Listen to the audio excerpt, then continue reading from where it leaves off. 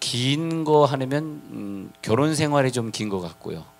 그 다음에 자녀도 또 길지 않은 것 같아요. 자녀들이 나이가 들부터 떠나니까 그것도 그런 것 같고, 우정도 그렇게 길지 않은 것 같습니다.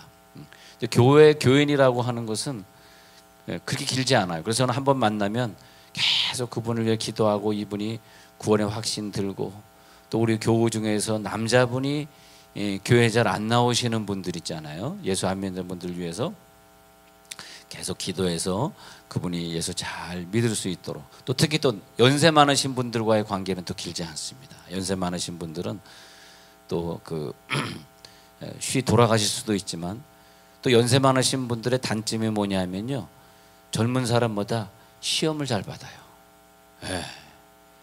나이가 젊은 사람들은 좀 덜 받는데, 나이가 들어가면 들어갈수록 이상하게 시험을 잘 받아서 한번 방학에 들어가면 아예 교회 안 나와버리시는 분들도 종종 있습니다. 그래서 만났을 때, 기회가 되었을 때, 또 여러분 남편 부인도 언제 또 헤어질지 몰라요. 옆에 잘 받아요. 언제 갑자기 헤어질지 모릅니다. 그러니까 부부끼리도 신앙생활을 잘해. 그래서 우리들이 부부끼리도요, 왜 하나님이 나에게 이 부부를 만나게 해주실까 너무너무 감사한 거예요. 나 같은 사람에게 이런 지금은, 옛날에는 이제 장미꽃이었다가 중간에 호박꽃 됐다, 지금 할매꽃 됐지만, 근데 어떻게 이런 귀한 분을 나에게 만나게 해주셔가지고 이렇게 같이 신앙생활 하게 했을까 생각해 보면 너무 감사하고, 그럼 우리들의 목표가 이렇게 멋있는 남편, 아름다운 여인을 만나게 해서 이렇게 신앙생활만 잘하고 즐기다가만 와라, 그런 건 아니죠.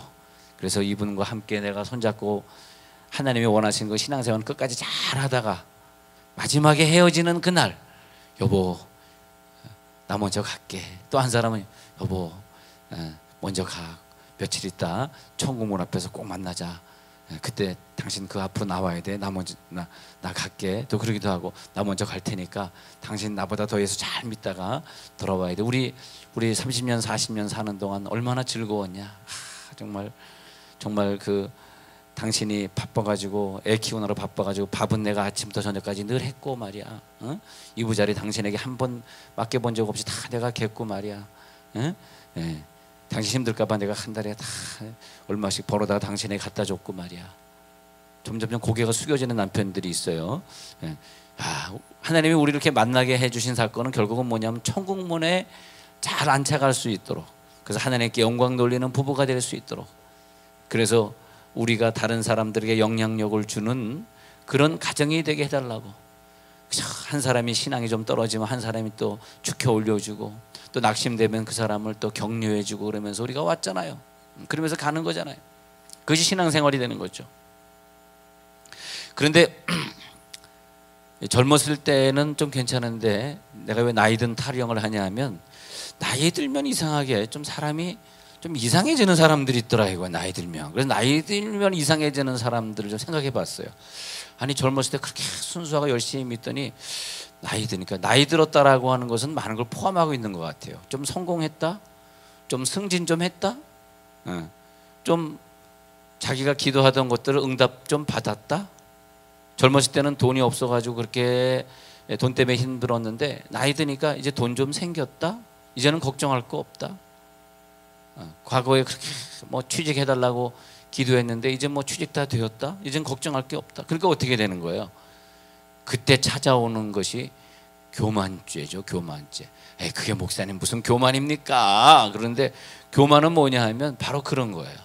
자기가 지금 무슨 죄를 짓고 있는지 몰라요. 하나님이 나를 창조하시고 나를 천국으로 인도하시기 위해서 그 귀한 예수님까지 보내셔서 죽이시고, 그 부활의 예수님이 내 속에 살아계신데, 천국에 안 갈 건지 갈 건지 결정해야 됩니다. 천국에 갈 건지 안 갈 건지. 히스기야도 참 기도 응답을 많이 받은 사람이에요. 젊을 때는요. 자기가 몸이 아파 죽을 때 모든 신하들이 다 죽을 거라 그랬는데, 하나님 앞에 눈물로 기도합니다. 벽을 향하여 얼굴을 대고 말이에요. 눈물로 기도하니까 하나님이 또 응답해 줬어요. 그래서 15년 동안 생명을 연장받아요. 또 전쟁에 나가서 질 것 같을 때 하나님 앞에 기도하니까 또 하나님 응답해 주고, 어느 때는 자기의 그 적군에게 모든 것을 다 갖다 바쳐야 되는데, 심지어는 성전에 있는 금까지 다 떼다가 다 갖다 바쳐야 되는 그런 굴욕도 당했던 사람이에요. 그러나 그럴 때 하나님 앞에 기도하니까 또 하나님이 전쟁에 이기게 해주셔가지고 그 열강들이 히스기야 왕 앞에 전부 금은 보석을 다 가지고 왔어요. 우리 좀 살려달라고. 그 조그만 손톱만한 국가 이스라엘에 말이에요. 그래가지고 히스기야는 뭘 경험했냐 하면 이 세상에 사는 사람들보다 제일 많은 기도를 경험한 사람이에요.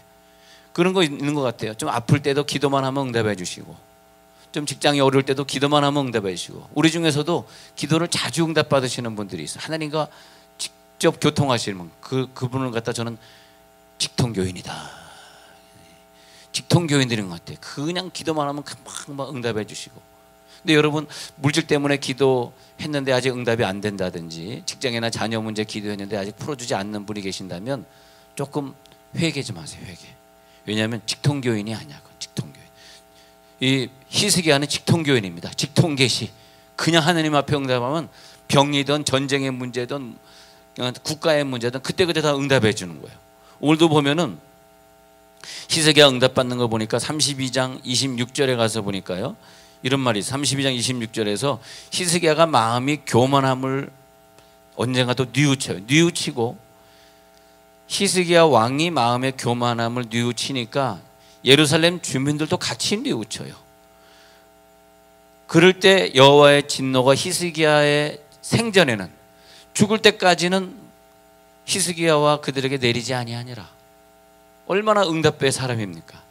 그러니까 이 교만은 그 가정의 리더에게 교만이 들어와서 회개하지 아니하고 예수 잘 믿지 아니하면 온 식구가 더 어렵고, 한 나라의 리더에게 교만이 들어와 자기가 뭘 잘못했는지 몰라. 그 교만해. 그러면 온 나라가 다 어려운 거예요. 근데 히스기야가 참 본받을 것은 말이에요, 마음의 교만함을 자기가 뉘우치고 다시 하나님 앞에 회개의 제단을 쌓아요. 그럴 때 하나님이 그 나라를 또 회복시켜 주세요. 자, 역대하 32장 24절에 가서 보면요,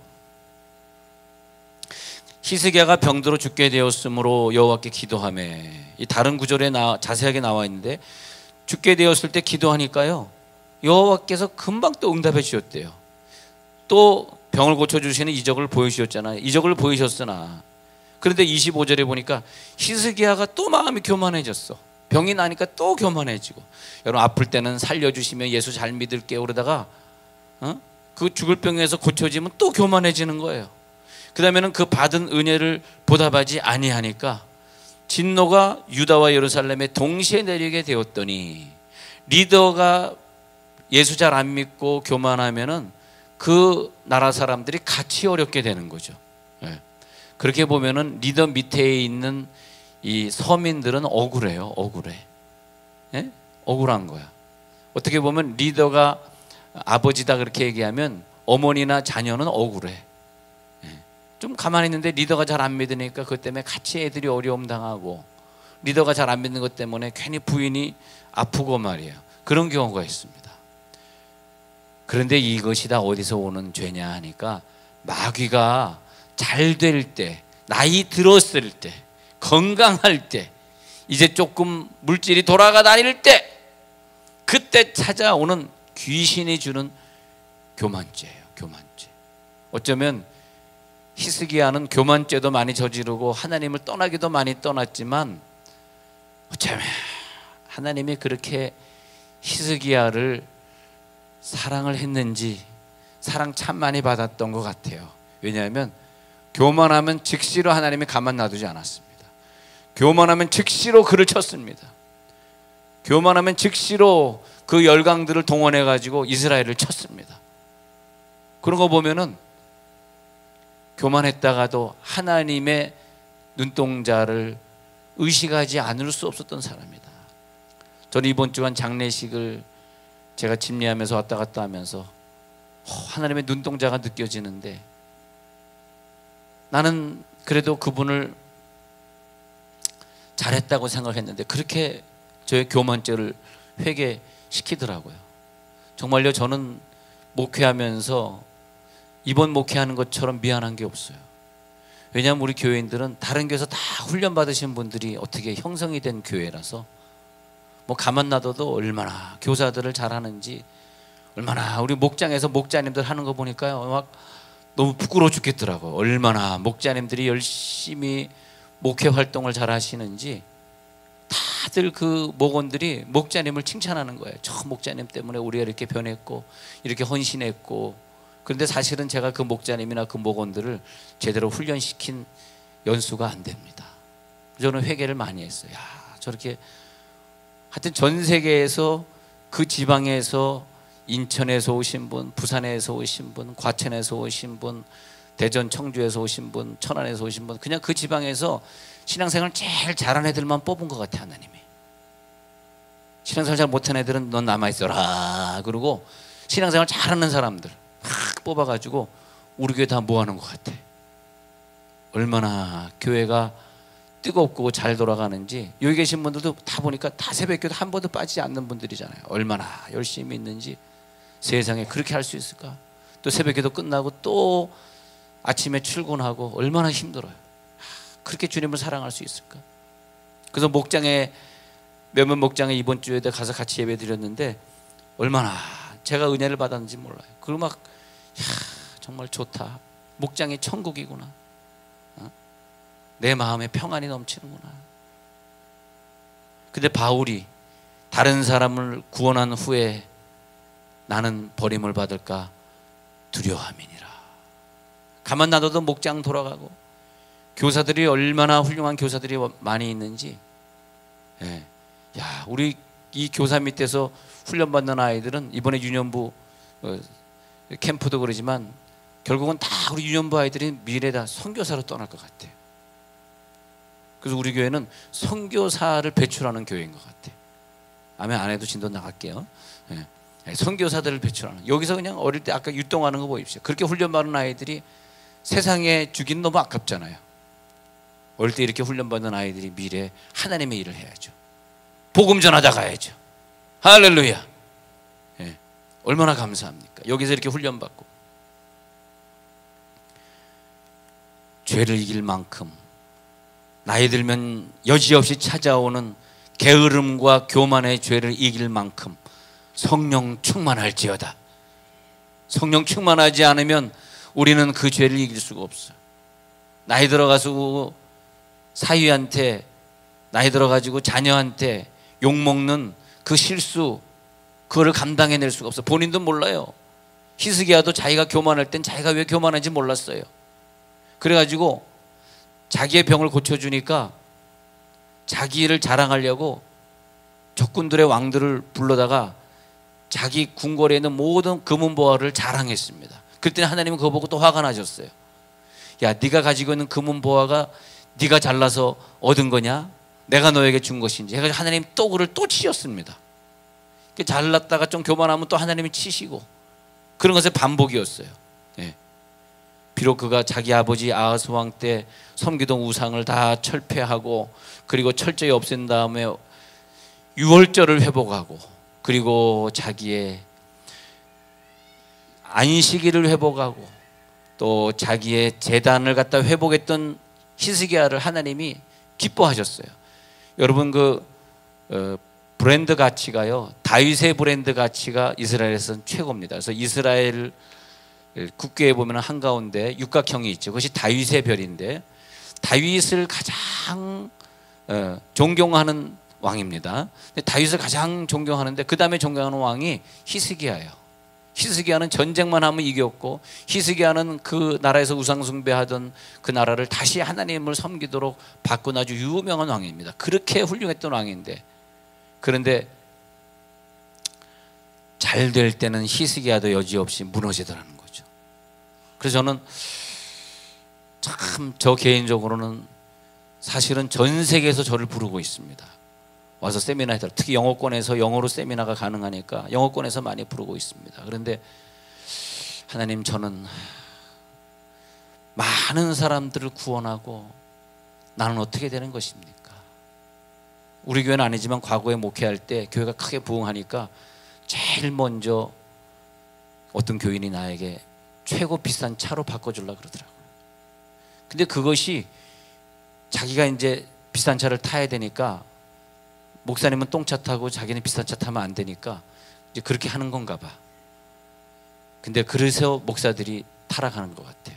여러분들 저는 뭐 타락시킬 일 없으니까 그런 건 신경 쓰지 마세요. 예, 여러분 걱정하지 마시기 바랍니다.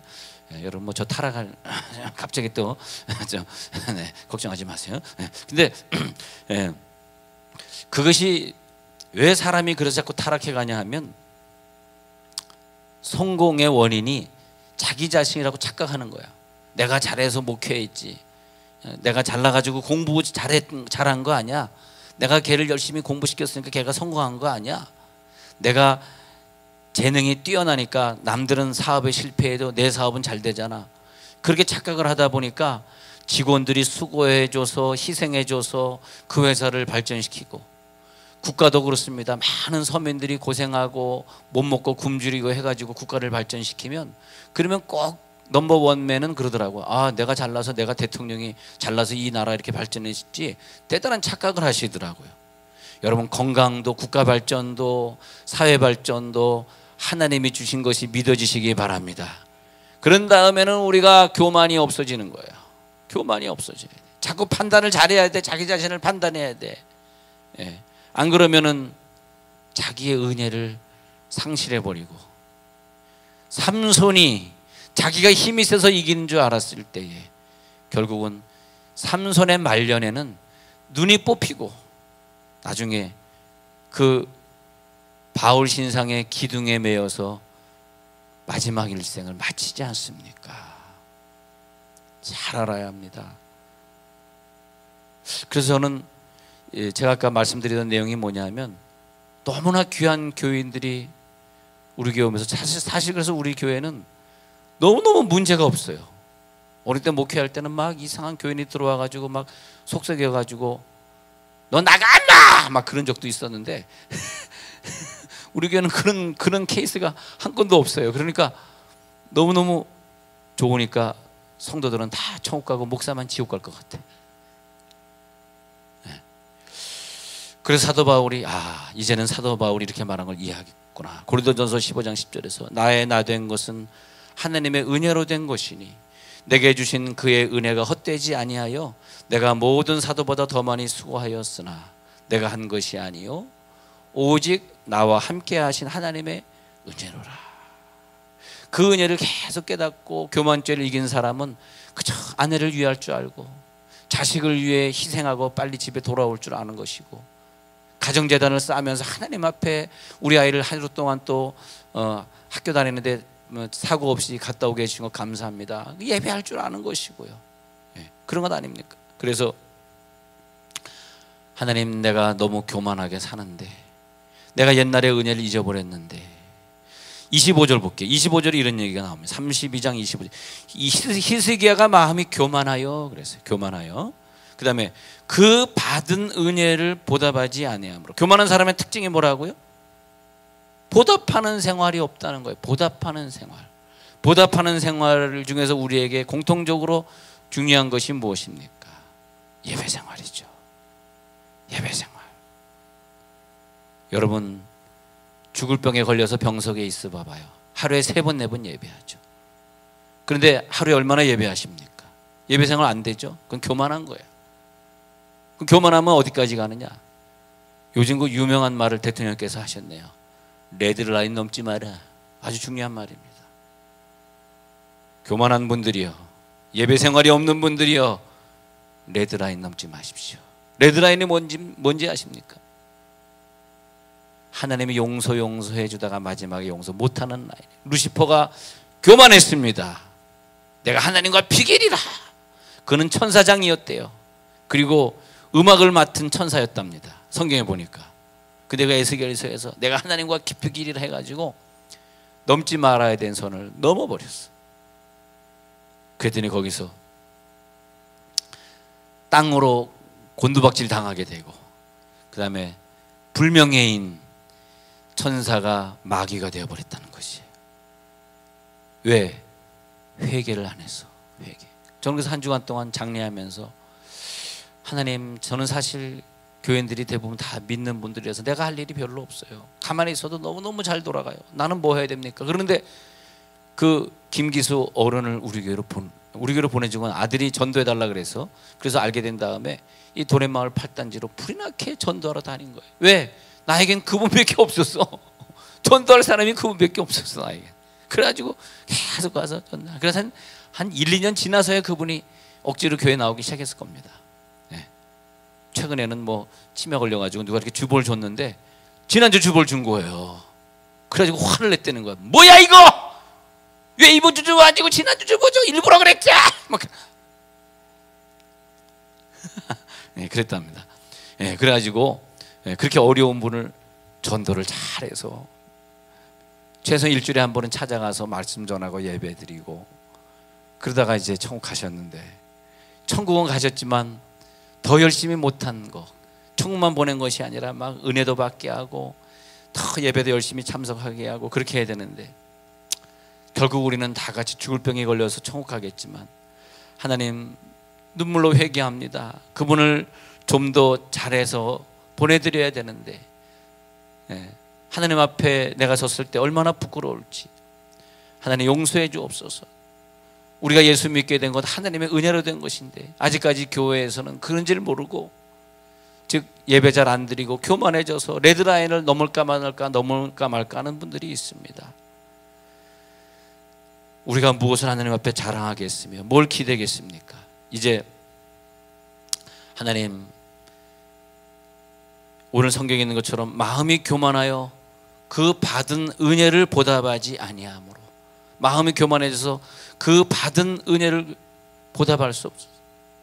그 아들을 십자가에 내어주시기까지 사랑하시고 우리들에게 은혜를 주었는데, 십자가를 통해서 우리들의 모든 죄가 용서받았는데 마음의 교만함을 뉘우치지 못하고, 그리고 자기의 마음이 교만해져서 보답하는 예배 생활을 하지 않았을 때에 그는 다시 버림을 받았다는 그런 내용입니다.